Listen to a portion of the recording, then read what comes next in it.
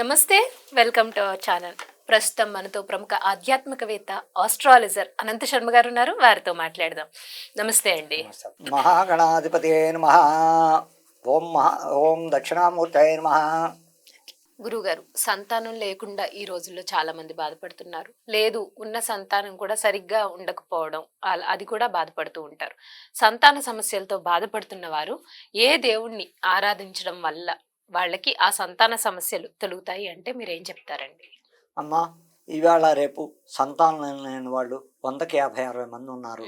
ఏ కారణం అయ్యా అంటే, ఏ విధంగా ఎన్ని రకాల వైద్యాలు చేయించుకున్నా, ఎంత ఖర్చు పెట్టినా కూడా సంతానం కలగట్లేదంటే దీని పరిష్కారం ఏమిటయ్యా అంటే, ఆ మహానుభావుడికి వల్లీ దేవసేన సమేత సుబ్రహ్మణ్యేశ్వర స్వామికి, వల్లీ దేవసేన సమేత సుబ్రహ్మణ్యేశ్వరుని 7 మంగళవారాలు మొక్కుగా పెట్టుకుని చక్కగా సుబ్రహ్మణ్యేశ్వరుడు తెల్లవారుజామున ప్రతి మంగళవారం దేవాలయం ఎక్కడ ఉంటే అక్కడికి వెళ్ళి సుబ్రహ్మణ్య దేవాలయాల్లో అక్కడ పాలు అన్నీ పట్టుకు వెళ్ళి చక్కగా ఈ దంపతులిద్దరూ పాలు ప్రతి మంగళవారం ఉదయం పాలు పోసి ఆ నెత్తిమించి అభిషేకం ఎన్ని సర్పాలు ఉంటాయి అన్ని సర్పాలు లేదు సుబ్రహ్మణ్య ఇందుకే ఈ గుడులు ఎక్కడెక్కడ ఉన్నాయ్యా ఈ సుబ్రహ్మణ్యేశ్వరుడు దగ్గరికి వెళ్ళి చేసుకోవడం వల్ల దానికి ఎంత ఫలితం వస్తుంది, మనకు సంతానం ఎలా కలుగుతుందయ్యా అంటే దీనికి పరిష్కారం కుక్కు సుబ్రహ్మణ్యేశ్వరుడు ఒకటి.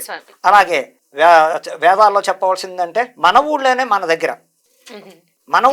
దగ్గరలో సుబ్రహ్మణ్యేశ్వర స్వామి గుడి ఉండడం వలన, లేదు మామూలు దేవాలయాల్లో కూడా సుబ్రహ్మణ్యేశ్వరుడు గుళ్ళ బిక్కవోలు సుబ్రహ్మణ్య షష్ఠి బిక్కవోలు వెళ్ళడం వల్ల ఎంతో పవరు.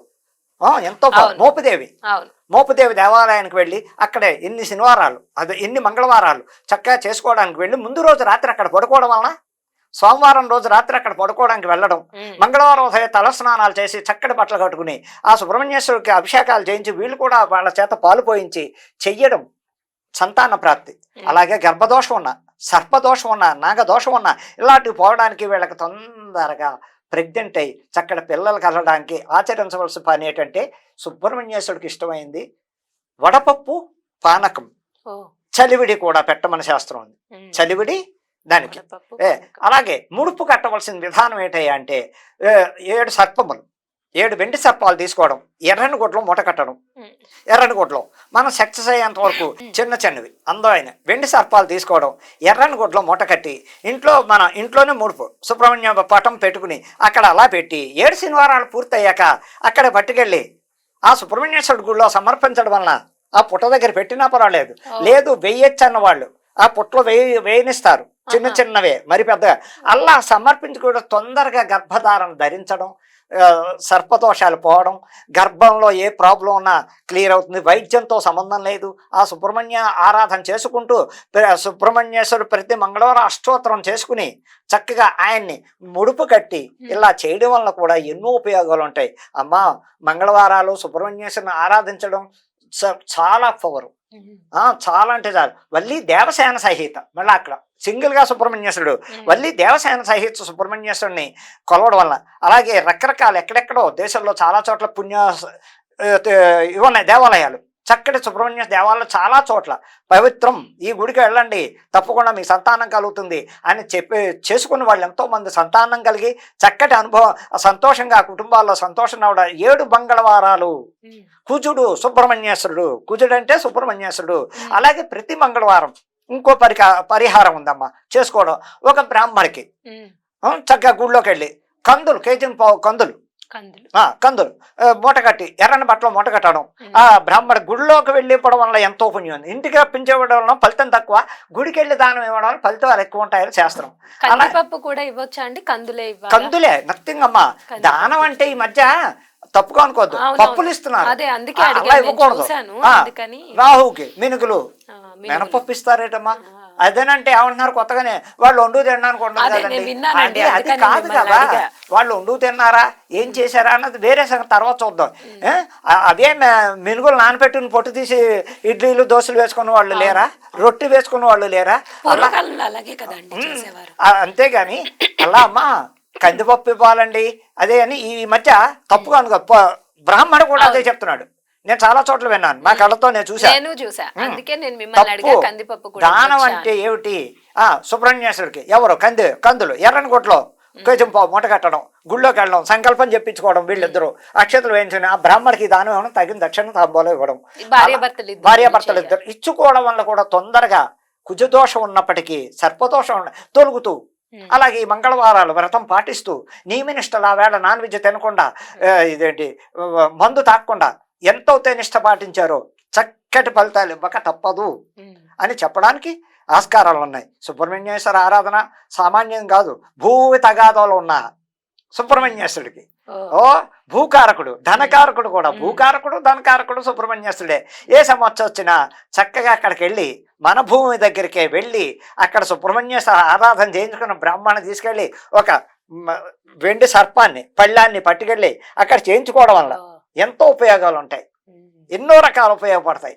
అందుకనమ్మా ఈ సంతానం లేని వాళ్ళు ఎవరైనా సరే, ఏ కులస్తులైనా సరే, డబ్బున్న వాళ్ళు డబ్బు లేని వాళ్ళు, సింపుల్ రెమెడీలు ఏమిటంటే సుబ్రహ్మణ్యేశ్వర ఆరాధన ఈ రకంగా ఈ విధంగా చేసుకోవడం వల్ల అన్ని రకాలుగా వీళ్ళకి దంపతులిద్దరికి సంతానం కలుగుతుంది, తీరుతుంది. చెయ్యండి, పాటించండి. ఇప్పుడు డాక్టర్ దగ్గరికి వెళ్ళామండి, ఎక్స్రే తీయించా అసలు ఏం లేదంటున్నారండి. ఏమిటి మాకు ఈ కర్మ, ఎన్నో లక్షలు అయిపోతున్నాయండి, ఎంతైనా మాకు లేదు, మీరు తగిన పరిష్కారం ఏమండి అంటే ఇది పరిష్కారాలు 7 మంగళవారాలు చేయడం వల్ల ఎంతో పవిత్రంగా తప్పకుండా సక్సెస్ కొడతారు. అలాగే ఆ పాలు సుబ్రహ్మణ్యేశ్వరుడు పాలు పోస్తున్నాం, ఆ పాలను ఏం చెయ్యాలి అంటే ఆ అమ్మాయి ఆడమ్మాయి అవుతే ఆడపిల్ల బొడ్డుకు రాసుకోవాలి. ఆ పాలు బొడ్డుకు రాసుకోవడం, అభిషేకం చేసిన పాలు, ఆ సర్పాల నుంచి వచ్చే పాలు ముందుగానే ఇలా పట్టడం అని బొడ్డుకు చుట్టూరా మొత్తం పొట్ట చుట్టూరా రాసుకోవాలి. అంటే గర్భదోషం పోతుంది అక్కడ. రాసుకుని ఆ చేతితోటే ఆకు అక్కడ ఉంటే ఆకుతోటి ఆ సర్పాల నుంచి పడే పాలని 3 పాలు స్వీకరించాలి భార్యాభర్తలు ఇద్దరు. అలా చెయ్యడం వల్ల కూడా ఎంతో పవిత్రత వీళ్ళల్లో ఉన్న కడుపులో ఉన్న ఈ అమ్మాయికి కడుపులో ఉన్న గర్భదోషాలన్నీ పోగొడతాడా ఆ పరమేశ్వరుడు. అన్ని రకాలుగా ఆరాధించడం వలన సంతాన ఇబ్బందులు కానీ, భూ ఇబ్బందులు కానీ, ఏ రుణ బాధలు ఉన్నా కూడా రుణ బాధలకు కూడా ఆయన్ని ఆరాధించడం వలన సుబ్రహ్మణ్యేశ్వరుని ఎంతో మంచిది. అన్ని రకాలుగా ఆరాధించండి, సంతాన ప్రాప్తి కలుగుతుంది, తప్పకుండా జరుగుతుంది, తీరుతుంది అని చెప్పడానికి ఆస్కారం ఉంది మహాతల్లి. అలాగే ఏమిటమ్మా ఈ మధ్యకాలంలో నాకు తెలిసిన వాళ్ళు ఒక 5-6 దంపతులు పెళ్ళై 10 ఏళ్ళే నాకు సంతానం కలగని వాళ్ళు నన్ను డీల్ చేశారు. ఏమండి ఇలాగొచ్చింది 5-6 లక్షలు అయిందండి, డాక్టర్లు పెట్టాం, ఇదిగో అదిగో అంటున్నారు కానీ ఏ రకమైన రిప్లై రావట్లేదంటే అప్పుడు నేను జాతకాన్ని విమర్శించాలమ్మా. జాతకంలో ఏ రకమైన దోషం ఉంది, ఎందుకు సంతానం కలగట్లేదు, ఆ సంతాన యోగం ఉందా లేదా అని ముందు ఒక జ్యోతిష్యుడిని పండితుడిని చూపించాకే డాక్టర్ దగ్గరికి వెళ్ళండి. ముందు లక్షలైపోయాక మా దగ్గరకు వచ్చి మేము చెప్పింది మీరు వినరు. అలా కాకుండా జాతకం ఎప్పుడు కూడా ముందు జాతక విమర్శన. సంతానం కావాల్సిన వాళ్ళు జాతకాన్ని పరిశీలించాలి. ఏ స్థానంలో కుజుడు ఉన్నాడు, కుజుడు వలన ఎవరి వలన మనకి దోషం తగిలి ఎందుకు కావట్లేదంటే అక్కడ 2 రకాలు ఉంటాయి. కుజు దోషం ఉన్న వాళ్ళు కానీ అందులో ఉంటుంది. జాతక చక్రంలో ఏ స్థానంలో ఎవరున్నారు, 7వ స్థానంలో సంతాన స్థానం, అందులో ఏముంది, ఎవరు పడ్డా నీచగ్రహం. దానివల్ల ఇక్కడ అప్పుడు జాతకాన్ని పరిశీలించి అమ్మా మీరు ఇలా చేసుకోండి, సంతానం అవుతుంది, జాతకంలో సంతానం ఉంది, భయపడకండి, ఇంకా డాక్టర్ని కన్సల్ట్ చేయకుండా నేను చెప్పిన రెమెడీలు పాటించండి, తప్పకుండా అవుతారంటే అమ్మా నమ్మినా నమ్మకపోయినా నా ద్వారా నా మాట విని నా చేత కూడా మా ఇంటికి వచ్చి 7 మంగళవారాలు మా ఇంటికి వచ్చి భర్త లేకపోయినా పర్వాలేదు, అమ్మాయి తల్లో కూతురో ఇద్దరు వచ్చి అక్కడ కూర్చుంటే నా చేత్తో నేను ఎంతో మందికి చేశా. వాళ్ళు తప్పకుండా 12 బిడ్డలను కన్నారు. వాళ్ళు నిదర్శనం కూడా వస్తుంది, ఫోన్ చేసి చెప్తే వాళ్ళే చెప్తారు అవును అయ్యగారు మాకు చేసి. అలా నా ద్వారా 8 కేసులు సక్సెస్ అయ్యాయి. 8 కేసులు